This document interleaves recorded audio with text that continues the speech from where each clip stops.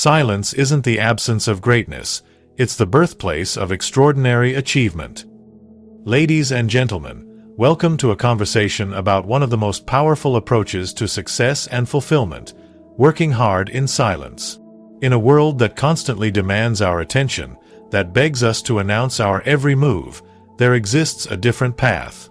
A path where greatness is forged not in the spotlight, but in the shadows. Not in the noise of public approval, but in the quiet determination of private effort. How many of us have witnessed the phenomenon of the loudest person in the room accomplishing the least? How many of us have seen the quietest person emerge with the most extraordinary results? There's profound wisdom in the ancient practice of building your empire while others sleep, of perfecting your craft while others talk, of strengthening your resolve while others seek validation. Today, we're going to explore this philosophy of silent achievement, not as a rejection of community or connection, but as a recognition that the most meaningful transformations happen in moments of focused solitude. The most valuable growth occurs when no one is watching. The most enduring success is built brick by brick, in silence, long before the world takes notice. Let me take you on a journey through the power of working hard in silence, a journey that has transformed ordinary individuals into extraordinary forces of nature throughout human history. The power of undistracted focus in ancient times. Stoic philosophers understood something fundamental about human nature that we've largely forgotten in our hyper-connected world. Seneca wrote, "To be everywhere is to be nowhere." When we disperse our energy through constant sharing, seeking approval, or explaining our actions, we dilute the very power that creates meaningful change. Undistracted focus is the first gift of working in silence. When you remove the compulsion to document your journey for others, you reclaim mental bandwidth that can be directed toward the work itself. Consider the craftspeople of old, the blacksmiths who spent decades perfecting their technique, the composers who labored in isolation over symphonies, the writers who disappeared for years to emerge with transformative works. They understood that creation demands concentrated attention. The human mind, magnificent as it is, operates with limited cognitive resources. Each time you shift your focus to how others perceive your work, you're making a withdrawal from your creative account. Each time you interrupt your flow state to share progress updates, you restart the clock on deep work. The mathematics of achievement is simple. Uninterrupted time plus focused attention equals exponential results. This isn't merely about productivity, it's about presence. When you work in silence, you develop an intimate relationship with your craft. You notice patterns others miss. You feel subtle shifts in your understanding that would be lost in the noise of external validation. You build neural pathways that strengthen with each moment of deep concentration. The philosopher Epictetus reminds us that, if you wish to improve, be content to appear clueless or stupid in extraneous matters. This ancient wisdom speaks directly to our modern condition. Are you willing to appear inactive on social media while you build something remarkable? Are you comfortable with friends wondering what you've been up to while you perfect your skills?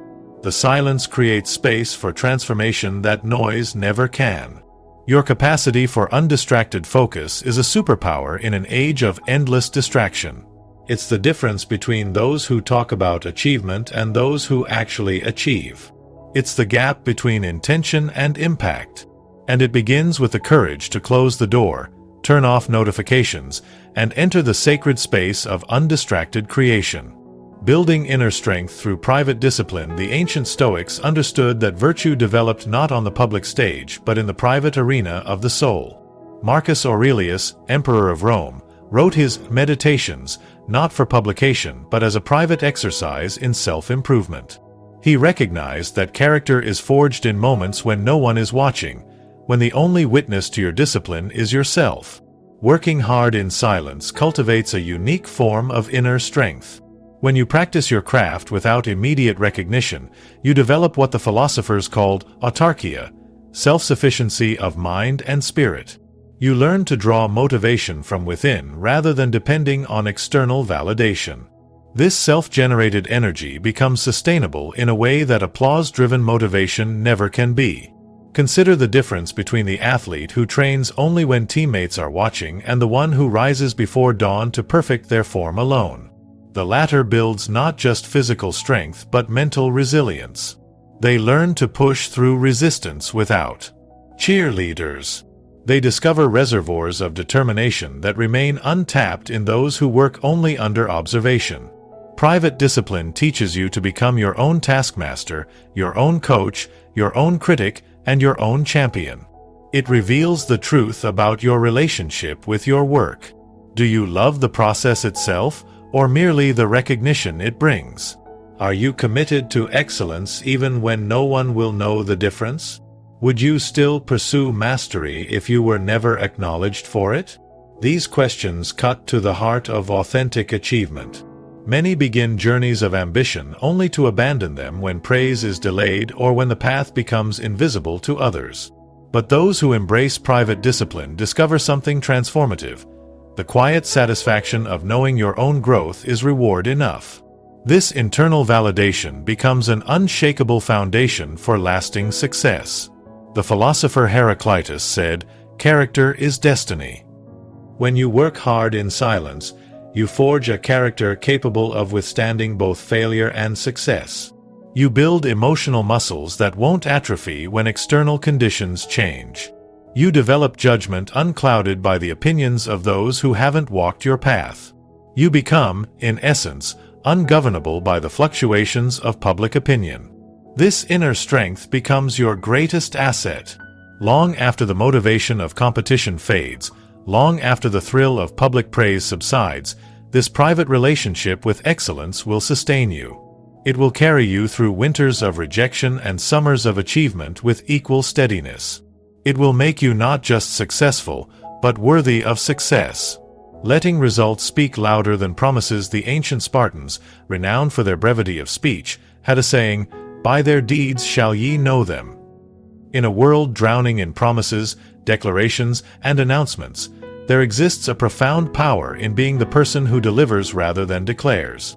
Working hard in silence allows your results to arrive with the impact of unexpected thunder after lightning no one saw coming. How many people announce their intentions to write books, start businesses, transform their health, or master new skills? And how many of those announcements become substitutes for actual achievement? Psychology reveals a troubling human tendency. Speaking about goals provides a premature sense of accomplishment that can actually reduce our motivation to complete them. When we receive praise for our intentions, we experience the neurochemical reward before earning it through action. Silent work reverses this equation.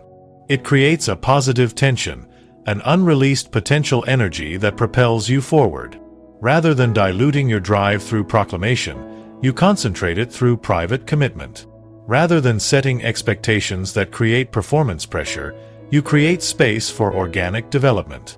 Rather than inviting external opinions that might derail your vision, you protect your creation until it's strong enough to stand on its own. Consider the impact when someone who never spoke of writing suddenly publishes a profound book.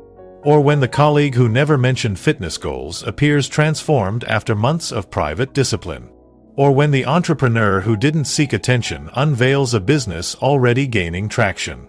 There's an undeniable gravity to achievements that arrive fully formed, without the diminishment of premature exposure. The Stoic philosopher Epictetus advised, "Don't explain your philosophy. Embody it." This wisdom applies to all worthwhile pursuits. The world doesn't need more talk about potential greatness, it needs more evidence of it. Working in silence allows you to shift your energy from explaining to embodying, from promising to proving, from talking to becoming. This approach also protects you from the unique vulnerability of public failure. When you work quietly, iterations happen privately. Mistakes become sacred learning opportunities rather than public embarrassments. You can pivot, adapt, and refine without explaining changes in direction. You can honor the natural evolution of your work without defending it against premature judgment. When results finally speak, they do so with an authority that no amount of preliminary talk could achieve. They carry the weight of completed action rather than speculative intention. They demonstrate rather than describe. And in that demonstration lies a persuasiveness that words alone can never match. Finding freedom in anonymous excellence. Socrates, one of history's greatest philosophers, wrote nothing. His immortal ideas survive only through the accounts of others. He pursued wisdom not for recognition but for its own sake, embodying a principle that has largely disappeared from our recognition-obsessed culture, the profound liberty that comes from separating excellence from identity. Working hard in silence offers a rare freedom in today's world, the freedom to create without immediately conflating your work with your worth. When you pursue excellence anonymously, even temporarily, you discover the pure relationship between creator and creation, undistorted by the expectations of an audience. You find space to experiment boldly, fail productively, and evolve authentically. Consider how differently we work when we separate process from persona. Without the pressure to maintain a public image related to our endeavors, we can follow curiosity down unexpected paths. We can abandon approaches that don't serve the work, even if we're publicly associated with them. We can prioritize effectiveness over consistency of image. We can embrace the messy, non-linear nature of true innovation. The ancient Zen masters understood this principle. They spoke of mushin, the mind without mind, a state of unself-conscious presence where the doer disappears into the doing. This state becomes accessible when we release the self-consciousness that comes with performing for others. In silence, we can disappear into our work, allowing something greater than our ego to emerge through our hands. This anonymous excellence also protects you from the distortions of premature identity. How many promising musicians, writers, entrepreneurs, or athletes have been derailed by identifying too strongly with early success? How many have become trapped in the amber of their first achievements, unable to evolve because their sense of self became entangled with a particular expression of their talent? Working in silence allows your identity to remain fluid, connected to your values rather than specific outcomes. It gives you freedom to evolve without explanation, to grow without justification, and to change direction without disappointing an audience that thought they knew who you were. It allows you to become more than your past accomplishments or future potential. The philosopher Marcus Aurelius wrote, "Do not indulge in dreams of having what you have not, but reckon up the chief of the blessings you do possess, and then thankfully remember how you would crave for them if they were not yours." When you work in silence, you develop gratitude for the work itself, for the privilege of pursuing excellence regardless of recognition. This gratitude becomes a source of sustainable joy that external validation could never provide. In this freedom from recognition seeking, you discover perhaps the greatest paradox of achievement. Those who need acknowledgement the least often end up deserving it the most. The quiet journey to mastery. Aristotle observed that excellence is never an accident. It is always the result of high intention, sincere effort, and intelligent execution. The path to mastery in any domain has always been predominantly silent, not because silence itself is virtuous, but because the depth required for mastery demands a quality of attention that cannot coexist with constant external engagement. The journey to mastery follows predictable stages, from conscious incompetence through conscious competence to unconscious competence. Each stage requires thousands of hours of practice, reflection, adjustment, and integration. Working in silence honors this natural progression, allowing you to move through these phases at their appropriate pace rather than short-circuiting development through premature exposure. Consider the traditional apprenticeship model that has produced masters across cultures and centuries. The apprentice spends years in relative obscurity, focused entirely on developing foundational skills. They surrender to the process without expectation of recognition. They understand that mastery isn't achieved through sporadic public performances but through daily private devotion to the craft. This quiet journey allows for the accumulation of what philosopher and novelist Robert Pirsig called quality, that indefinable excellence that emerges not from following formulas but from developing intimate knowledge of one's domain. Quality doesn't announce itself, it reveals itself through work that carries the unmistakable signature of deep understanding. It emerges not from strategy but from relationship, a relationship cultivated in silence. Working quietly also allows you to develop your own voice rather than unconsciously mimicking others. When you're constantly sharing your progress, you're also constantly exposed to feedback that may homogenize your approach. Silence creates space for genuine originality to emerge, for you to discover solutions that wouldn't arise if you were regularly seeking external input. The philosopher Seneca noted that it is a rough road that leads to the heights of greatness. This journey contains valleys of doubt, plateaus of stagnation, and difficult terrain that tests even the most committed practitioner. Working in silence gives you permission to navigate these challenges authentically rather than maintaining a public narrative of constant progress. Mastery also requires integration, the process of making knowledge and skill so deeply your own that they become inseparable from your being. This integration happens most profoundly in quietude, when the mind can make connections between disparate elements of learning without distraction. The silence between practice sessions is often where the most significant growth occurs, where neural pathways strengthen and insights crystallize. Those who achieve mastery understand that the goal isn't to arrive at some fixed destination, but to develop an ever-deepening relationship with their craft. Working in silence honors this ongoing dialogue, allowing mastery to emerge not as a public achievement but as a private communion between practitioner and practice. As we reach the end of our exploration of working hard in silence, I invite you to consider that true silence has never been about isolation or secrecy. Rather, it's about creating sacred space for creation before sharing. It's about honoring the gestation period that any worthwhile endeavor requires. It's about developing the inner strength to work without the crutch of constant validation. The path of silent achievement isn't easy in a world engineered to capture and monetize your attention. It requires swimming against powerful cultural currents that equate visibility with value. It demands the courage to disappoint those who want premature access to your process. It calls for faith in delayed gratification when instant rewards are constantly available. Yet the rewards of this path are incomparable. The undistracted focus that produces work of lasting quality. The inner strength that sustains you through inevitable challenges. The integrity of letting results speak for themselves. The freedom of anonymous excellence. The depth that comes from a quiet journey to mastery. Remember that silence itself is not the goal. Impact is.